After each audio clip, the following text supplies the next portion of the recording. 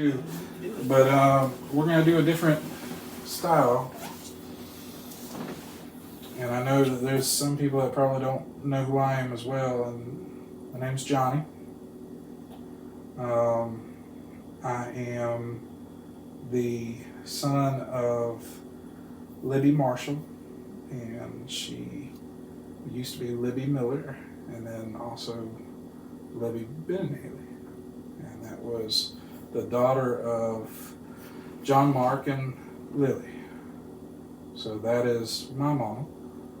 And my first cousin. And I know that we are talking about one of the best men that I met, and that you met too as well. And I could say that probably we're best friends with you and Al. And that's my Uncle Cliff. Yep. Can't forget Cliff now. He's one of a kind, no doubt about it. No doubt about it. What are your earliest memories of Cliff? Earliest memories of Cliff. Cliff used to get aggravated with me, actually. Cliff? Aggravated? Because what I would do is my little tubsy self would climb out of the crib, and I would remember this because I would climb out of the crib, and I don't remember how old I was, however else it was, but Cliff only had a few snacks that he could eat because he would only be able to suck on them because he had no teeth. Right. I would go take his cheese puffs. Oh my goodness. And great Dad, I know it was you. I know it was you.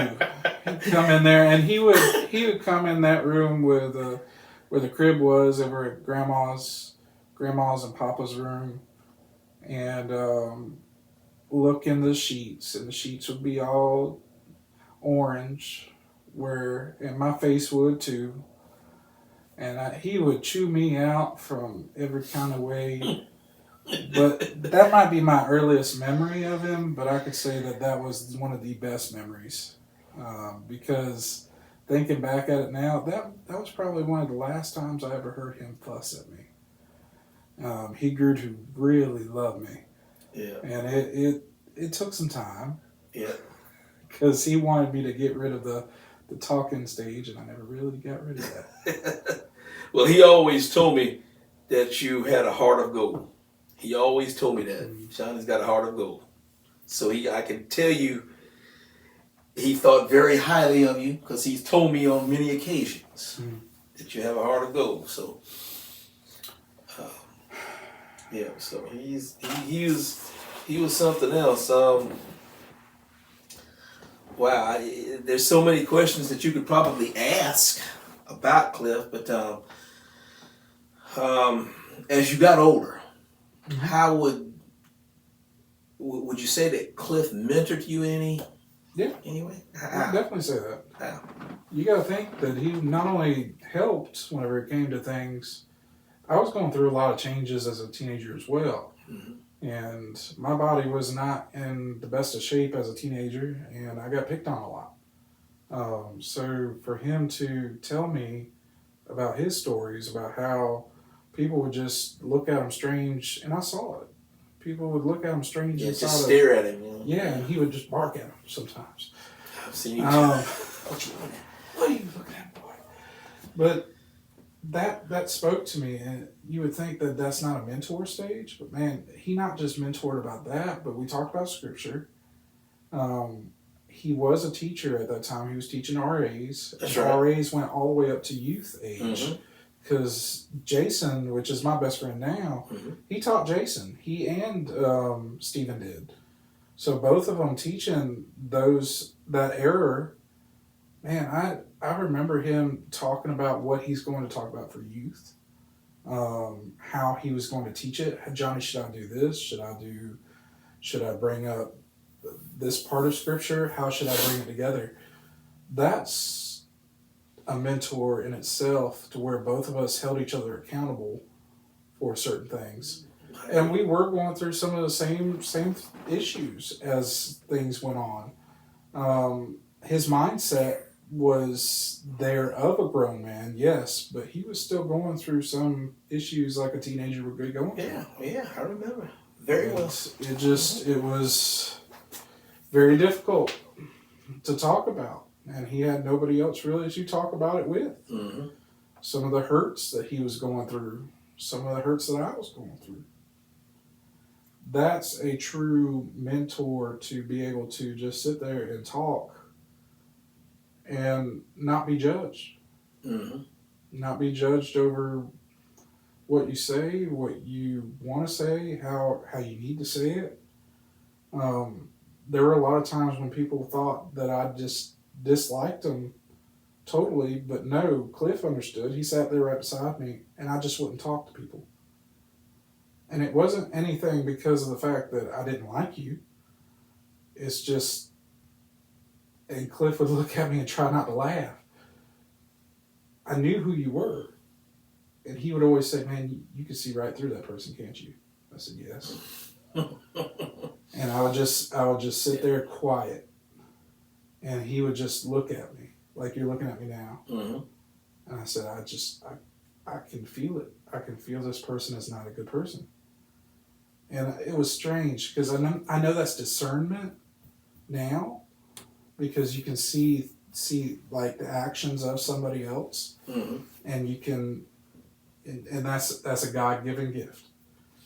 You know, a lot of people, a lot of people would go to Cliff and just if they needed to talk. Mm-hmm. Yeah, and I'm talking boys and girls. Yep. Would go to him just to get something off their chest. I would take that as my time and who I would date. I would take them, and who I hung out with even. I would take them with me and take them over to Grandma's and let them meet Cliff. And that was my end all do all. Mm-hmm. If you couldn't get along with Cliff, I knew that you weren't good for me. Yeah, and, he got along with pretty much everybody, didn't he? He did, and I'll never forget. I dated one of the ones that would go to him a lot, and that was Megan Swan. Dated her for a little bit, and when I dated her, it was legit going over and just cooking for Cliff. Because Cliff, what he would do sometimes is, and I know that you're probably going to ask me that, but I'll go into it. Man, he loved cooking shows. Oh my gosh, yeah. But what he would do is everything was up here. Everything was up in his mind. So he couldn't write it down, so he would actually get me to write down the recipes. And my wife gets at me right now because I could just pull anything out of the cupboard and just cook. And it's great, she says. I don't think so. I don't think it's the greatest thing ever, but she just says, please cook for me sometimes. And I'll just do that. And I know it's because Cliff spent the time with me. And that was during the time that I started learning how to cook. Mm-hmm. And Grandma would allow me to cook over there. And you tell me this story all the time about Grandma getting at me about the stove whenever I was like 2. You're going to get burnt, loved one. But as you can tell, as big as I am right now, I loved cooking. I loved food. And that was something that Cliff and I enjoyed together. Mm-hmm. Because what he would do is he would go with me to the store, and a lot of people didn't realize that even. When I got older, when I started driving, I took Cliff almost everywhere. And it hurt me whenever he couldn't go hardly places with me whenever they took off his leg. Yeah, that was tough on him. And he really spoke about that a lot because I ended up with a truck at that time. And I couldn't, he wouldn't trust me enough to lift him. He finally got to the point where he did trust me to do it. But I said, Cliff, you've got to trust me to do this. He said, your clumsy tail, you're going to fall and it's going to be on me. And it'll kill me as small as I am. And I mean, that's fine. That's great. But man, I remember that because it hurt him and he cried whenever I ended up coming up there with a truck. And that's what I always wanted was a truck. Right. And I remember coming to the house and he said, I won't be able to go with you.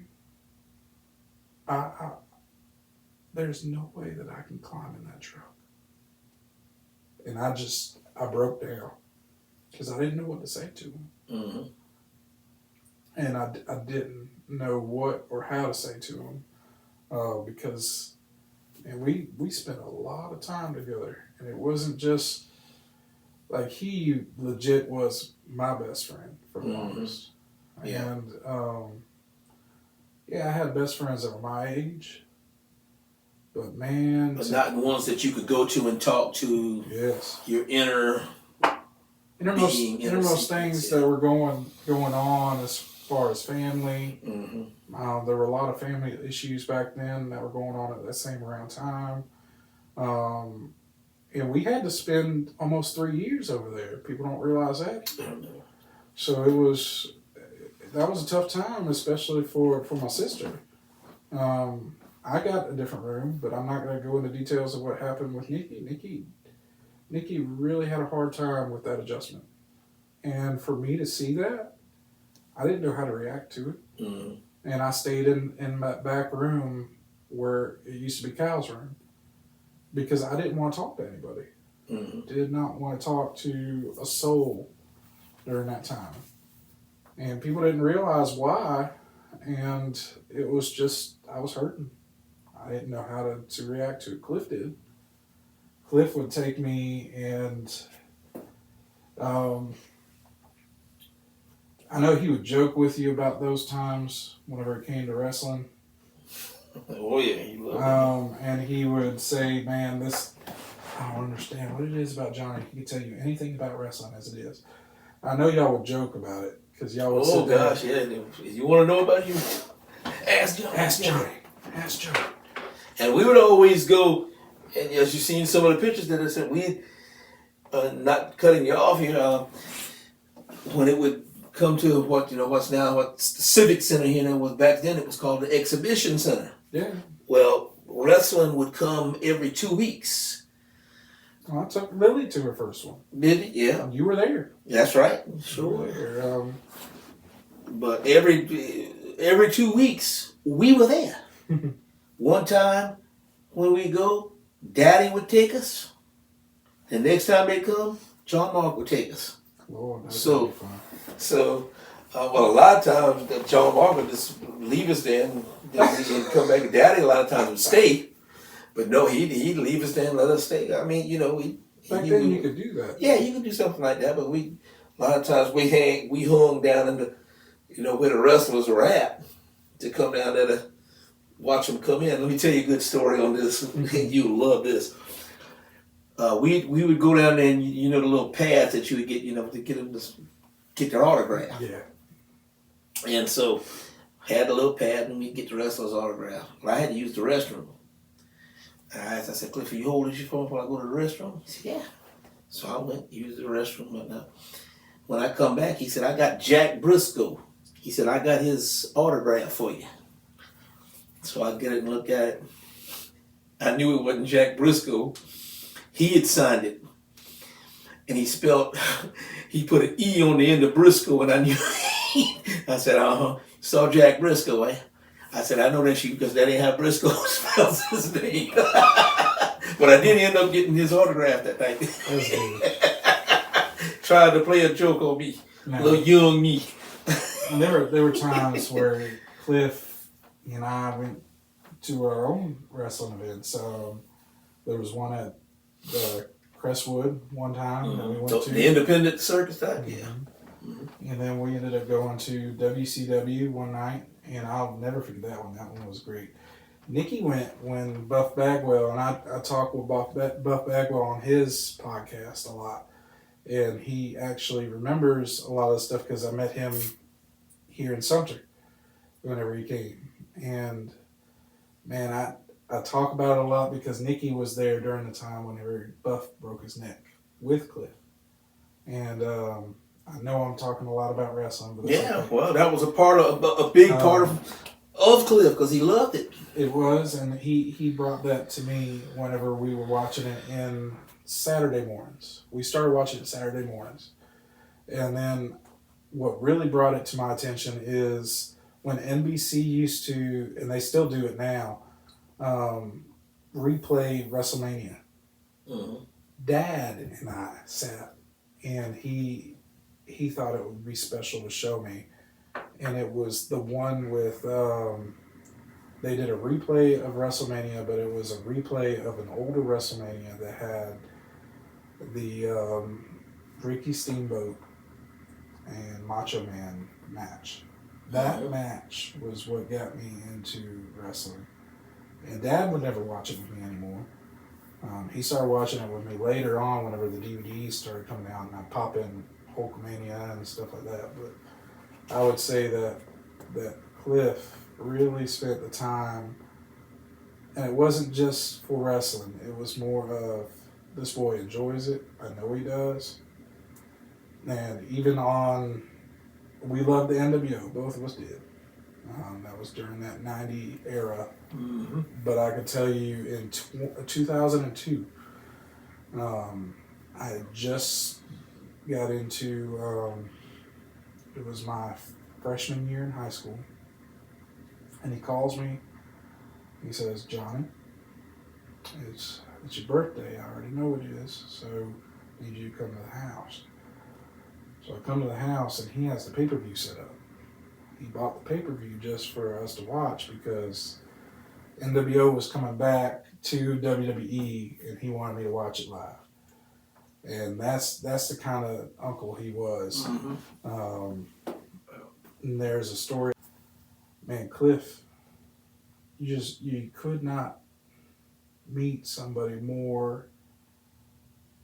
The stuff that he went through, Mm-hmm. yeah, it did hurt him.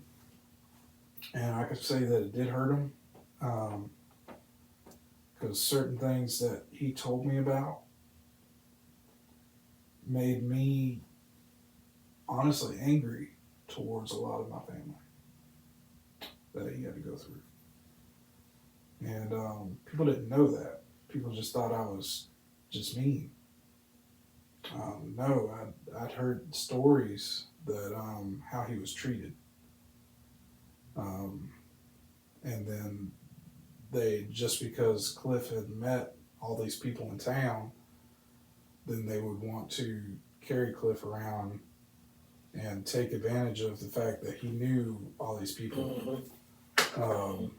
And that really ripped me apart. And when I heard that, especially with somebody that you love and care for, that you see it in their heart, you see it in their face, you see it all there, man, that really stuck to me. And there were times whenever I grew callous to a lot of people because of that. Mm-hmm.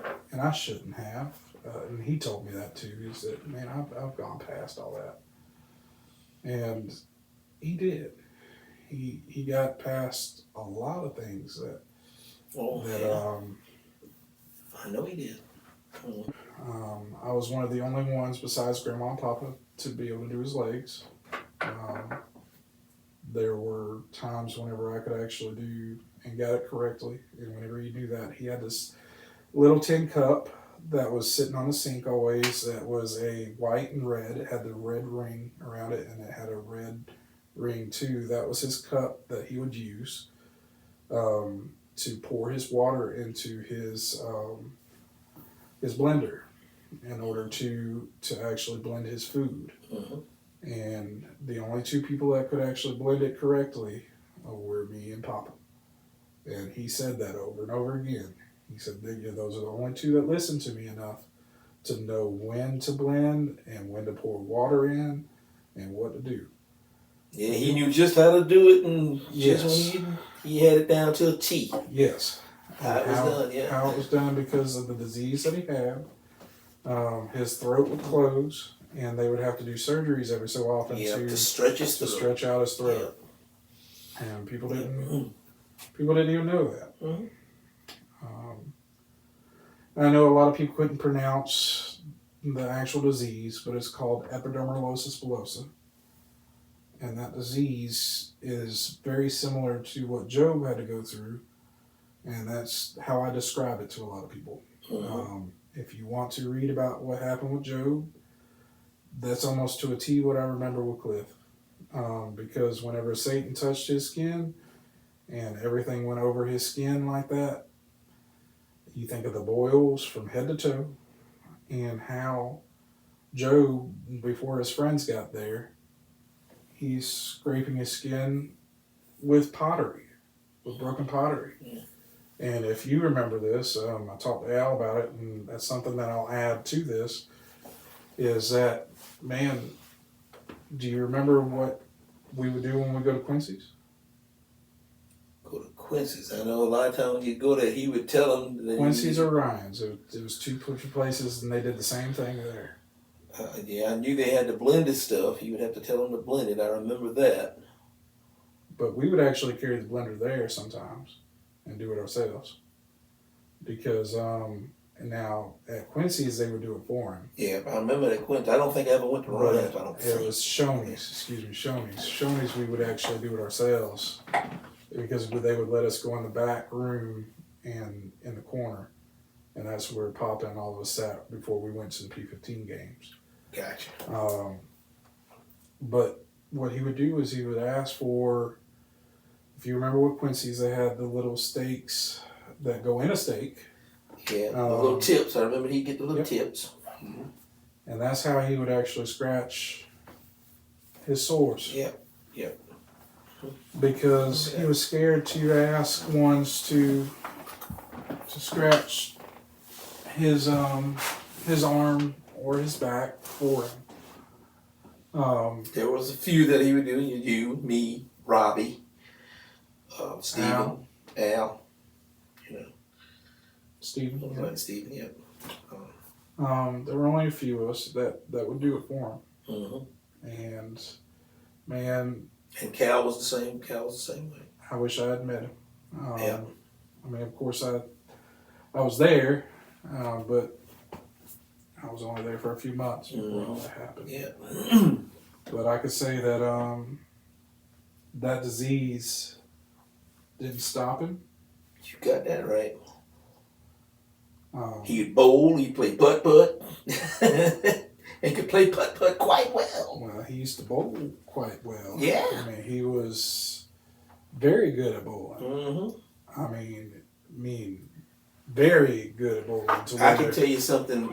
Finish the story. I'm going to tell you that you talking about getting mad. This is one time I see him get mad. I got two on the bowling. And they kind of intertwine. He used to, and I don't know if you remember this or not, but when they would have the bowling leagues on the base, like the fall league, they would always ask him to throw out the first ball. I don't know if you remember that or not. No, I didn't get this. They would ask him to throw out the first ball. And you remember he had that little blue bowling ball. Yep. That blue bowling ball. And I was in a blue bag. And a blue bag, that's right. A little 8-pound ball. Yep. And this particular day, and I was there on this one. I mean, the bowling alley on the base was packed. This particular day, John Mark decides he's gonna get Cliff's ball clean for him. He wanted to clean his ball. Oh no! You don't do that right before you play. Oh gosh, he had it. Boy, I mean, he come up and it was shining, boy. And Cliff he almost dropped it in because it was so slick. And he's like, God. So he goes up there. Nice. Yeah, he was trying to do something nice with it. Messed him up. He goes up there, and I mean, you could hear a pin drop. I mean, it was total silence. And he threw the ball in there, and it goes in the gutter. And the people clap. And boy, you could see he just got that look on his face like,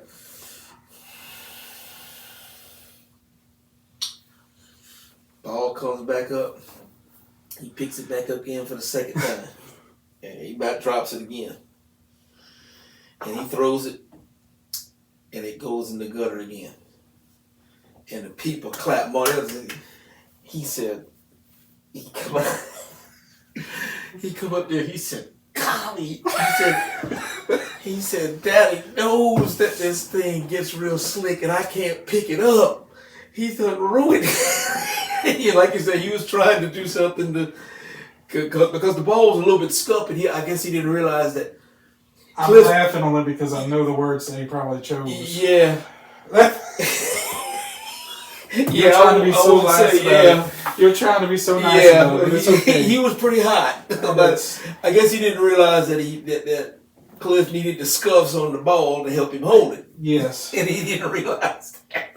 And it does help him hold that ball. And he was livid. He was golly, but he was mad.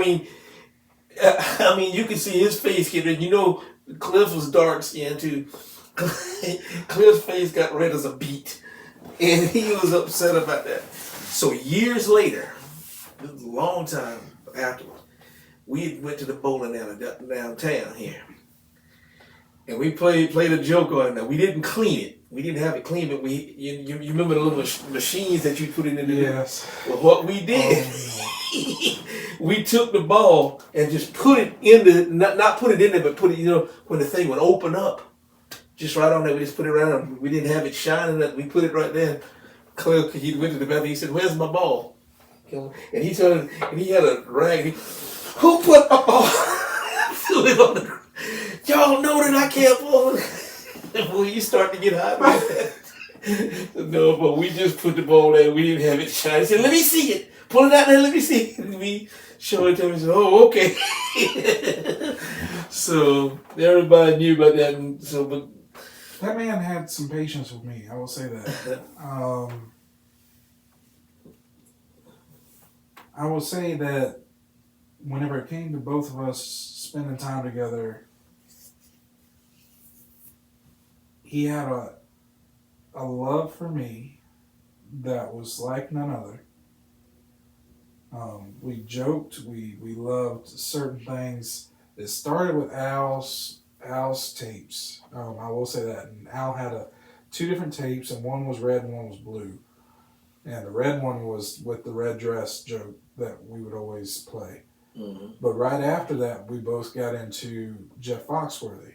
And that was actually my first CD that I got, and I got it from Cliff. Was Totally Committed. Jeff Foxworthy's Totally Committed CD. Mm-hmm. And we listened to You Might Be a Redneck If. We listened to all of those. And because I was big into comedy well before all the stuff with wrestling. Mm-hmm. But my biggest one was honestly Bill Cosby's himself. And I liked that tour. And both of us would always joke about certain comedians that we liked. Rodney Dangerfield was one of them because I used to love watching Caddyshack. He introduced me to many movies. One of them that you and Daryl and Hoss would always pick at him about was Sling Blade. Yes. And you would call him Carl. Yep. And he wouldn't know how to do it, but he would always get me to do the voice. And I would always do Carl's voice, and people didn't realize that I could do it. And there's a lot of different voices that I could do, and he realized at an early age that I could do many different voices. Like I can do Kermit's Rainbow Connection, because we used to watch a lot of the Muppets. Mm-hmm. I can do Ernie's, but like I said, this just get some mustard going. You know, Aunt Lily could do a lot of, not necessarily voices from TV, but I mean just some of the people she could do. Now she would do people's voices that were our family. Right. That's right. That's what I needed to specify that moment. Yeah. Yes, and she was very good at it. Yeah. Especially on Sunday after church, if she got aggravated with you, Lord have mercy. Whenever we talked during the times that we sat around the table, and she would joke about certain people, and just sound just like them. Yeah, she can sure do it. And it was funny. Yep. I could say that just being able to do that with Cliff, and Cliff taught me how to do the bird whistle, and I did that with Al. Yeah. But I will tell you, it was something special because he took that time, and it took weeks. And he said, "Are you doing it? Are you trying?" And a lot of people didn't realize how to do it. And there's a little slit right there in between your two teeth, and you just have to curl your tongue on that slit enough to whistle. And whenever you do, it sounds almost like a chicken, a little tiny chick.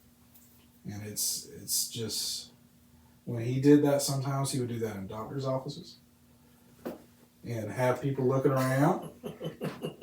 And I used to go with them to the doctor's offices, so this used to trip me out all the time. The mall, he used to do that, and as he was doing that, he would throw out pennies. And people didn't realize that too. It's because he would look to see who was brave enough to go pick him up. Usually it was kids, but people that were looking down, he really admired that because it reminded him of how Isaac would be. Mm-hmm. And he said, "Man," and he would point at him and be like, "That person, you could tell, didn't need it, but took the time enough to pick up that penny." And he watched. He was a people watcher. No, I didn't know doubt about that. In fact, I've heard him say it so many times, I like to people watch. Yes. And that was part of the reason why he liked going to the beach. Yeah. And I could say that some of the friends that he had at the beach, because they went every year, it was always every year they would go, and they would go from Monday to Saturday. And stay at the Beverly. Mm-hmm. Beverly was a nice place to go, and I will say that we spent a lot of summers there. He introduced me to the Magic Attic, which was above the excuse me, above the arcade, because I loved playing the arcade. And he said, "Boy, there's more than video games, I'll tell you." He used to get so aggravated with me with that Game Boy, and because it used to engulf me, and I always played the Game Boy. Mm-hmm. But what he would do also is get me out. And I couldn't go at the nighttime with him to the Bowery, but he would take me during the day. And I got to see him dance. I got to see him cut loose. I got to see him, we played with the coin, the little circle game that they had there that would go and they would get hooked. We did stuff like that. We played putt-putt. I say all of this because what other uncle spent all that time that I just said with their nephew? That's true. Yeah. I could say that I didn't get that from any of them, any of my other ones. I loved Ricky. I miss Ricky. Miss Ricky a lot. And Ricky was very good to me. Ricky spent a lot of time with me as well. Took me to a lot of races. And spent some time wanting to know who I was. And during the time of Mom's divorce, and Mom and Dad's divorce too, he spent a lot of time with me, getting me out of the house. Dean spent some time with us. I say that he took us to, my sister and I, to the first time to the Ringling Brothers. But I can say that Cliff, he took the time and invested in both my sister and I. Yeah. And when I say invested, there were times whenever I had no time at all to get some of the money that I needed for chorus, and that's when I first started singing. which is part of the reason why you never heard me sing for a long period of time. I stopped. Well, I'm glad you started back. Appreciate you. Yeah. I stopped because my very first solo was over at Shaw Heights Baptist, and it was "O Come, O Come, Emmanuel." And that was one when Mom loved that song, and I sang it often, and I started singing it again recently. But Sandra Conley was the first one to know that I could sing, and it went full circle, I would say that, for her to sing with me over at Mom's funeral. Mm-hmm. That was hard. And it's a song that I sang numerous times. Was Midnight Cry. I've sang that so many different times, and I knew the words like the back of my hand. But for some reason, I just looked at her and I started crying. I said, "I don't have the words. I know that you have the words, but do you have them with you?" "Johnny, I don't." I went blank. She had to literally voice the words to me as I was singing.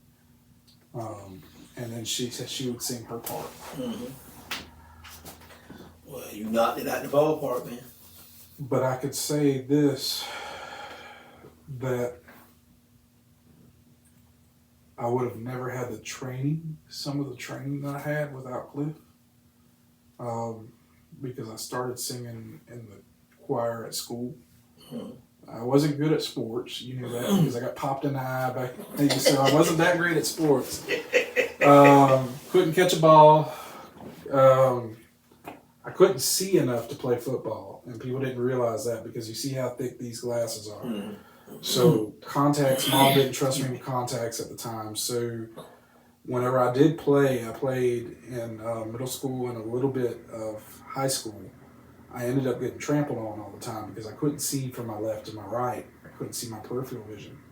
And what they always had me on was, now it was easy in middle school because they had me as nose guard, so all I had to do was fall over. But, yes, that's all. But when I got into high school level, I was right guard. So whenever you're pulling to the left, you have to have peripheral vision. And there were times whenever the quarterback got sacked on a play to where I should have been holding and protecting him, but I got so frustrated with it, I quit. And got angry because I couldn't see. You can't play with these types of glasses. And then the glasses that I had were those weird looking ones that strap up to your head. Kind of like the goggles type. Yes, thing, yeah. And then they would always get foggy. Yeah. Yes, so I couldn't see anything at all. I was big enough to play, and I wasn't as clumsy on the field for a football game, but I just couldn't see. So I just got so frustrated to where I needed something else. Well, I started singing again. And when I started singing again, boy, Miss Horton, and how I started that, Cliff was a big part of. And I'll say it to you in every kind of way there was. When you remember me as a teenager from that time period, I had a best friend. I had 4 best friends, or excuse me, 3.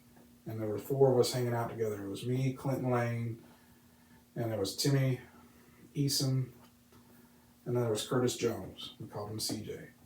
Well, me and Timmy hung out a lot. And Timmy lived down that road across from me. Yeah, I remember Timmy very well. So I used to go down to his house all the time, quite often. And both he and I together, we used to get in some major trouble. And I loved Timmy. Timmy was my best friend, along with Cliff. And when I say this, when I got older, Timmy and I grew apart that year in 2002. I just got into high school and I just started dating, and girls were on my mind. So he and I were on 2 different places. He was trying to do music, and he was doing things with chorus, and he was doing things inside of the show choir. He did Grease that year, and me being who I was just getting popular, and that just wasn't me, and I just didn't want to be a part of it. So he and I didn't hang out as much that year, but we still hung out on the bus. So what we would do is do that quite often. Is we would sometimes miss the bus on purpose, because both he and I got picked on a lot. But like I said, I was getting a little bit more popular, so that was less and less for me. But we loved riding together sometimes in the mornings. Well, the morning whenever he passed, I didn't wake him up that morning. I didn't go to his house. Now, I would usually go to his house. I know that I was going to see my girlfriend at the time, and I wanted to see her, and the only time that I could see her is because Miss Goodman was always early, dropping us off at school. Miss Goodman with the jet black hair, if you knew her. I know her very well. Wonderful woman. And she picked us up for school, and he was not picked up. And I didn't think anything of it, but usually we had lunch together as well. And I didn't see him at lunch. And teenage boy and his best friend, they didn't have what they should have had. And I actually just got out of Stephen's class before all that happened. Stephen taught the ag class, and just got out of there and then went into a lady called Miss Wiggum, and she was my English teacher. And then I hear over the intercom at the end of the day, and they said, "We have some sad news for you that one of our knights passed away." And I'm just thinking, I'm not thinking anything of it. And they say his name. I didn't know how to handle it. I had already been through so much with just finally getting my footing in with things that happened with Mom and Dad's divorce. I got out of the classroom, and I remember hitting a locker and denting it to the point where it was open. And just went into the bus and sat and cried where he would normally sit next to me. I didn't know how to talk about it, didn't know who to talk to. I had my youth pastor at the time, Dale. He was great. He picked me up after school. He picked up Clinton, and he picked up Curtis. And all three of us went to Timmy's house. And then I had to be a pallbearer. I didn't know how to be a pallbearer. That was the first time I've ever had to do it. And which hurt because after that, I mean, I had, and I know I'm getting ahead of myself whenever I say this, but I had Cliff's funeral after, a little bit after that. And before Cliff's, it was Grandma's. So I say this, I didn't know how to handle death at that time. And I still didn't. I didn't know how to handle it. I didn't know how to handle it in a way, and I missed out on Aunt Leah's funeral. I missed out on Uncle Lawrence's. I don't think you even realized I missed out on that one. My mind was not right. During that day and time, I knew that I was supposed to follow Christ, and a lot of people knew me during that time to where I was following Christ. But man, as soon as Cliff died, I started drinking. Started drinking hard. People didn't even know it. I'd already drank before, and that was with friends and stuff like that, but I started drinking very heavy. Then it got even worse whenever Grandma passed. And I was in high school. That lasted until I was probably 20. And what straightened me up at that time was that I was asked to leave the fire department. I was so proud of myself about doing things with the fire department, and right after my 21st birthday, that sobered me up. I will say, because I was asked to turn in my equipment because of the things that I was doing, and people didn't know it. I was asked to. I was living with Mom and Blaine at the time. And Blaine looked at me and said that if I find it here, you're gone. He found it. He found it in my room. And when he found it in my room, he evicted me. Literally evicted me. And I don't like some of the things that he did to my mom.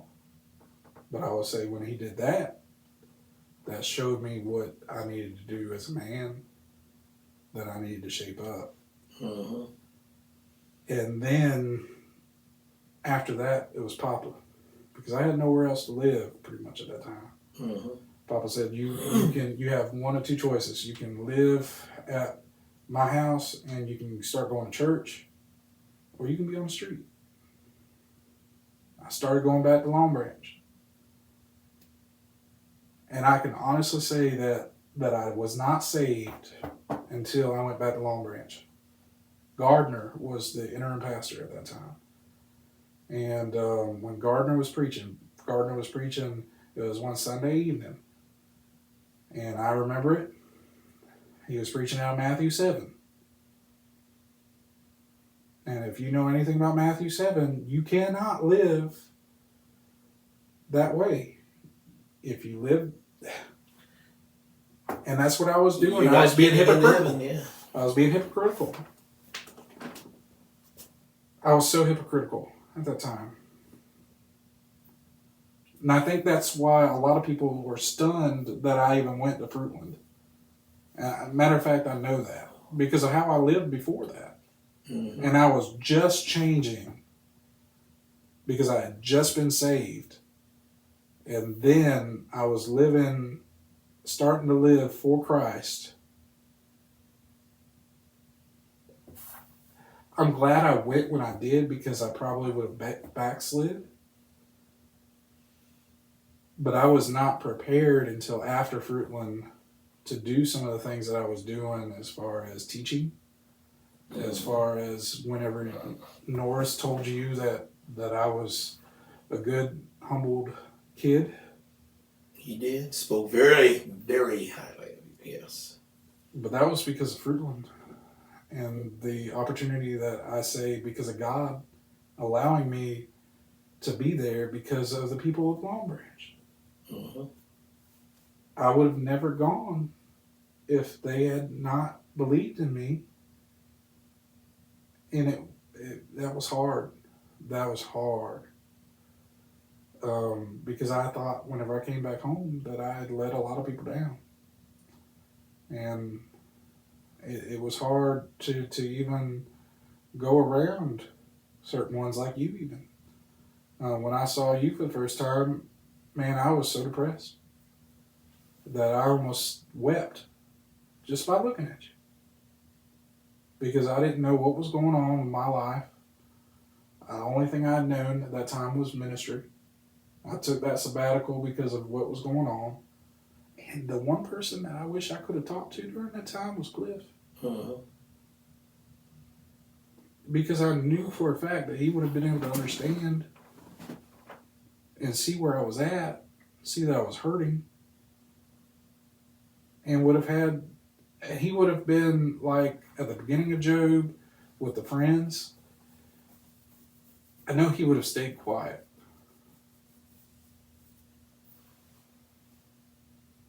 And he wouldn't have been like the friends later on whenever they spoke when they shouldn't have.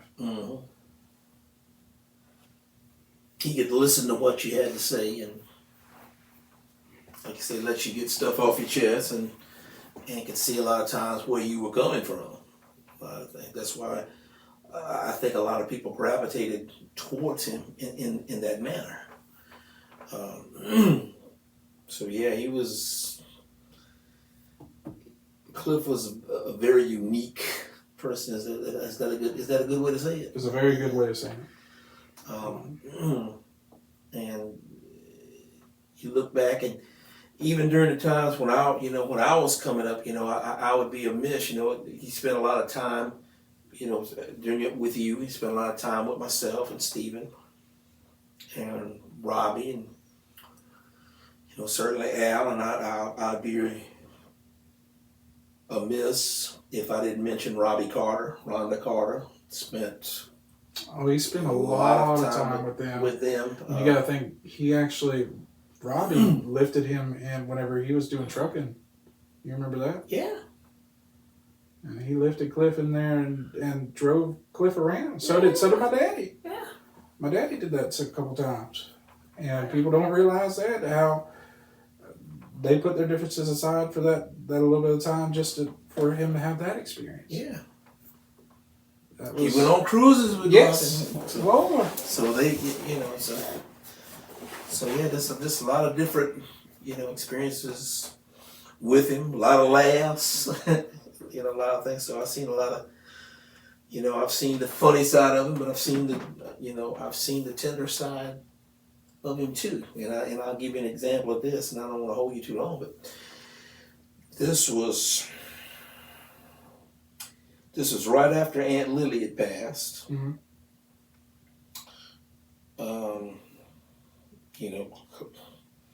Cliff lived a little over a year after Aunt Lily passed. And some of that time. But anyway, he was in the hospital for something. I can't remember what it was.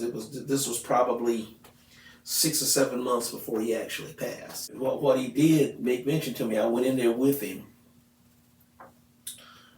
And I let John Mark go home so he could take a shower and get some more clothes and all. And when he left, it was me and him talking. We sat for a long time, and Cliff cried like a baby. He said, "I know I'm a burden to Daddy. I know I'm a burden to Daddy." I said, "Oh, no." I said, "Don't even say that." I said, "Your daddy don't even think in those terms." I said, "No, you're not a burden to him." I said, "So get that off your mind. Don't let that." I said, do not." I said, "In fact, don't let me let you hear that again. I don't want to hear it." Because he doesn't think in that tone, I can promise you. But that was something that worried him. So that was the tender side of him that I seen. So that was one thing that I did regret. And we didn't really fuss like I told you, but there was one time whenever I made him cry. One time. And that ripped me apart. Right when all that happened, like I told you, with his leg, when they took part of it off. And it was around that time, and it was right before that, because it was right around the time whenever Grandma and Papa were about to have their 50th wedding anniversary, and they were going to have that party, if you remember rightly, and they couldn't because of his diagnosis, and that tore him up. Well, he needed a new blender, and all the blenders now are glass, all of them. None of them are like they were with him with plastic. I got so frustrated because at that time, like I said, I was dating, and I took him to Kmart, and Kmart was still open. And he was looking for just that specific model of a blender. I got so fed up with him because he was getting upset inside of Kmart because he couldn't lift the glass blenders anymore.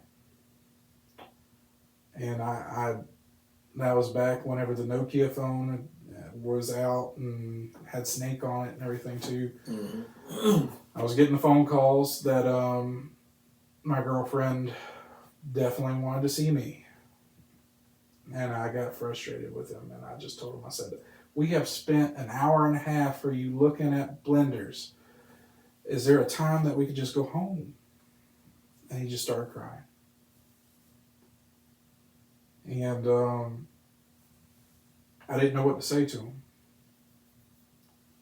I got another blender for him, and we took one of the ones from the model that had the plastic blender top to it and pitcher. And it fit at first the model that we were going to use. So we just put it in there. And I said, Cliff, let's just do it that way. And when we got home, it didn't fit. And it was, Kmart was already starting to close at that time. I felt so low, and I didn't know how to handle it, what to do, because that was the first time I had hurt him. And I can remember that to this day, how his face was, how he cried at the table. Papa was trying to console him. And you just don't forget stuff like that. No, you don't.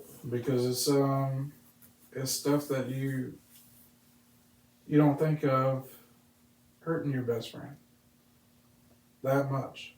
Mm-hmm. And I knew until you see it. Yeah, and I know, and I heard him, and he said it, and that tore me to pieces, because that was one of our. I mean, we went out afterwards more, but that was one of our last times actually being able to go out. Mm-hmm. And he said, and I remember what he said to Papa. He said, that was the last person that I would have ever thought that did not understand what I was going through. And I had to walk out. Because he was telling the truth. That I was probably the last person that he would have ever thought of to treat him that way. And I'll tell you another one. I mean, whenever he went off to New York. When he went to New York, those kids, I mean, that really blessed him. Not because of the trip, how they treated him at Alice Drive. Mm-hmm. He was able to tell his story, and he was finally looked at as a hero, as somebody to be looked up to by those kids, instead of how they looked at him in the mall. Mm-hmm. And how they treated him. Yeah, I remember how he loved that, yeah. And how he could teach them that you can be good to different people. You can be good to people that have different diseases. And now, I mean, think of it. They have an award for the kids that are that studious mm-hmm. and that kind. And it's called the Cliff Benenhaley Award. Mm-hmm. I mean, says a lot about him, doesn't it? It does. Says a whole lot about him. It sure does. Yep.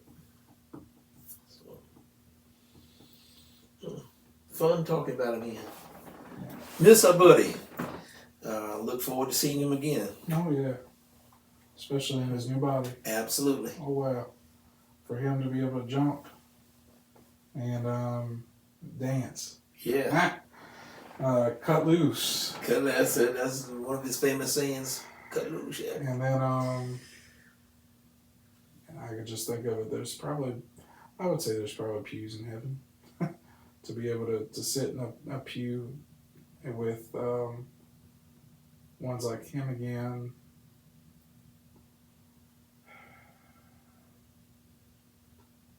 All of them. Yeah, so many different ones, yeah. There's so many that you can think of that would be good to just talk to. Hmm? Yeah. Sure enough. Yeah. Good, just reminiscent, you know? Yeah. Good reminiscent.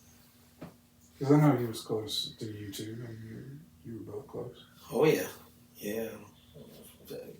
I'd go over there every week when we were out of school, especially when I was younger. You don't have to tell me. We used to watch the pull out some of the high school books. If you remember that. Yeah, we sure would. And we used to. If you remember rightly, you and Cliff got Nikki her first Beastie Boys tape as well. And I still talk with Nikki about the Beastie Boys. Because Mama fussed at you and Cliff about that for many years. Yep. And I remember you popping up with Nikki even and giving her, I bet you don't even remember this one, you gave her her first New Kids on the Block doll. Goodness. You sure got a better memory than me. You gave it to her for Christmas one year. Wow. And the reason why I remember that is because right after that, and I call her Aunt Laura, but Laura came up to me and gave me a little car, that little remote control car from Dollar Tree. And that was my gift that year. I remember that. So, wow. And that was at Long Branch. You gave it to her. I believe I believe it was the year that it was Christmas. I believe it was Christmas that year on a Sunday. It was either Christmas or Christmas Eve. But we were young. Yeah. Yeah. Just going back down memory lane. Yeah. All of us think back, like when we were teenagers, we go back and think about, reminiscing on Cliff one night, and all of us, me and Steven and Brian and golly, Cliff, Christy and Beverly and Joe. She was close with Christy. I remember Christy. Yeah. So all of us, so we were good to reminisce on that stuff, man. Good to reminisce. So.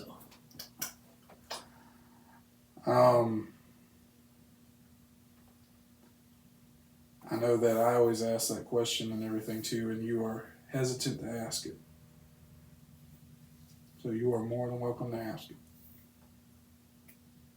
I always ask it at the very end. If you could say anything to Cliff right now, what would you say to him?